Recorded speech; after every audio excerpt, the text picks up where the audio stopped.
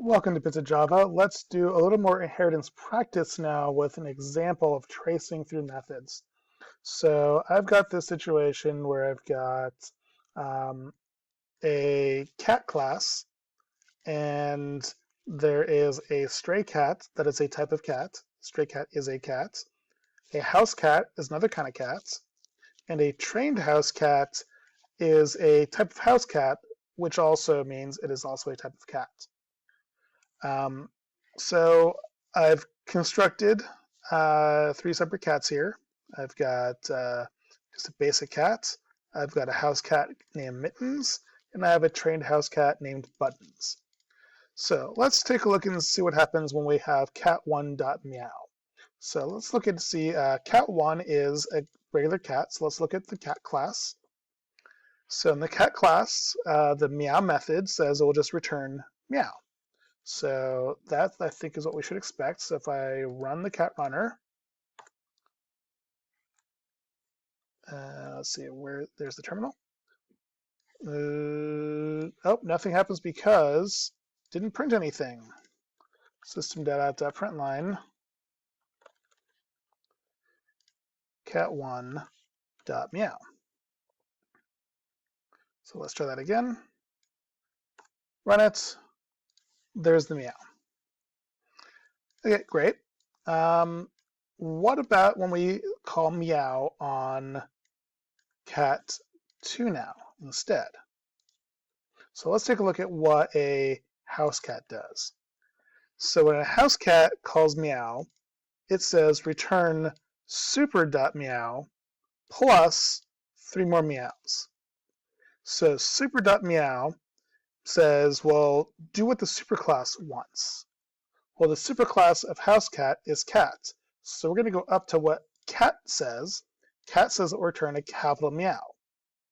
So it'll return the capital meow, and since that's all it does, it sends control back to the house cat class. So this is done. This basically gets turned into a capital meow, and then there'll be 3 more after it.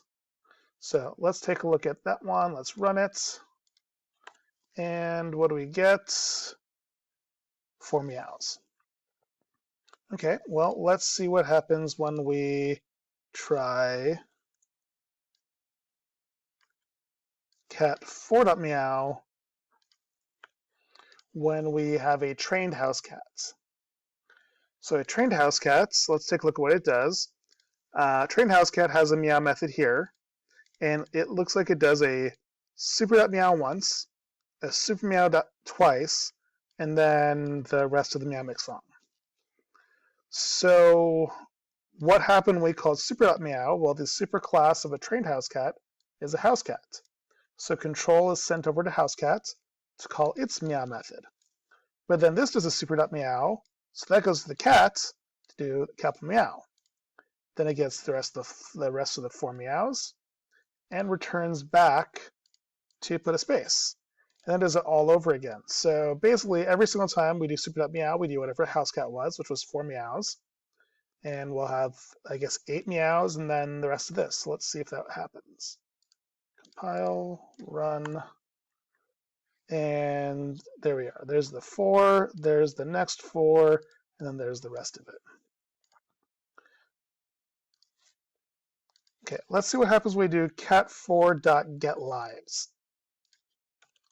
Now let's print this one out as well. System.out.println cat4.getLives.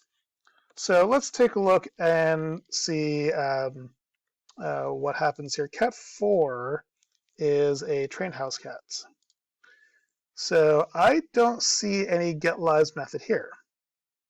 Well, if that's the case, then if we don't see a method in that class, we can look at the class above it. Let's look at housecat. Housecat also does not have a getLives method. So then we'll say, let's look at the class above that. Cat does have a getLives method, and it just says returns number of lives. And it looks like all cats start off with 9 lives. So key thing here is, even if the method isn't explicitly written in the subclasses, these subclasses inherit all of the methods of the superclass. So we look at the getLives method from the cat version because that's the only one that existed. So that's the one that trained housecat and housecat will use. Let's see here. So let me go ahead and run it. And there it is. There it says 9. So let's demonstrate polymorphism and how that works. Now you'll notice that I guess some code just got added here magically through editing. I imported an array list and I created an array list of cats, of type cats. And I've added each of these 3 cats here, cat1, cat2, and cat4, into this array list. Now, because a trained house cat is a type of house cat, and a house cat is a type of cat, I'm allowed to put trained house cats and house cats in an array list that can hold regular cats. So I've got all of these cats here, and I'm going to loop through all these cats and print out their meow. What do you think is going to happen now that they're in this plain old cat list rather than like a trained house cat list or a house cat list? Will we get a single meow for all of them, or will it do the individual meows that we saw earlier? What do you think? Okay, so let's go ahead and run this code. And when we run it, here you see the first cat meowed the way it normally does. The house cat meowed the way a house cat does. And the trained house cat meowed the way a trained house cat does. So even though we had this cat remote control, this cat reference type for all the cats in the list, the object, the actual object at runtime was the cat1 was a regular cat, cat2 was a house cat, cat4 was a trained house cat. It used those methods. So this is the idea behind polymorphism. Polymorphism is Greek for many forms, poly, many, morph forms. And what it basically means is when you have a bunch of different objects that are related to each other in a list, and you call a method on all of them, even if they are different data types, it'll use the actual object type rather than whatever the reference type is. Whatever the underlying object it is, that's the method that it'll use. So even though I've got a cat variable right here, instead of a trained house cat variable, when we got to cat4 in this list, it said, well, what kind of object is this one? Oh, it's actually a trained house cat? Well, that's the one we're going to use then. So that's the idea behind polymorphism, is that the runtime object, the actual object underneath it, is what matters, not the variable type.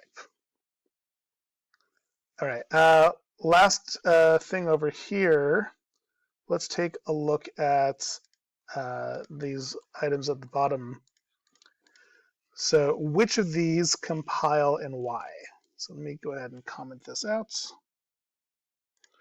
So to determine if something is going to compile, you do a quick test. You go from right to left and you say, is a house cat, in this case, always a cat? Well, we look at our inheritance relationship, and a house cat is a type of cat. There are no house cats that are not cats, so this does compile, no problem. Well, what about for this next one? Is a, so go right to left, is a trained house cat always a cat? Well, trained house cat's a type of house cat's a type of cat, so therefore transitive property, trained house cat is always a cat. So does this compile? Yes, it does. Okay, so now let's do this one.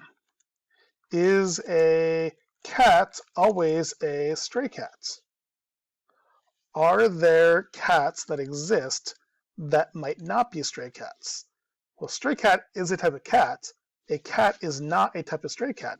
You could also have a house cat, or you could have a regular cat. So since not all cats are stray cats, this won't compile.